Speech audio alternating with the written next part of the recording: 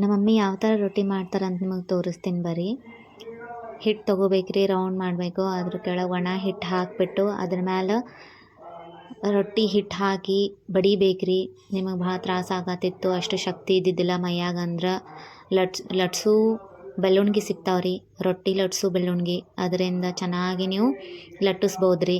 ಚಪಾತಿ ಯಾವ ಥರ ಲಟ್ಟಿಸ್ತಿರಲ್ಲ ಹಾಗೆ ರೊಟ್ಟಿ ಲಟ್ಸು ಬೆಳ್ಳುಣ್ಗೂ ಸಿಗ್ತಾವ್ರಿ. ಅದನ್ನು ತೊಗೊಂಡು ನೀವು ಲಟ್ಟಿಸ್ಬೋದು. ಲಾಸ್ಟಿಗೆ ಒಂದೆರಡು ಬಡೀರಿ.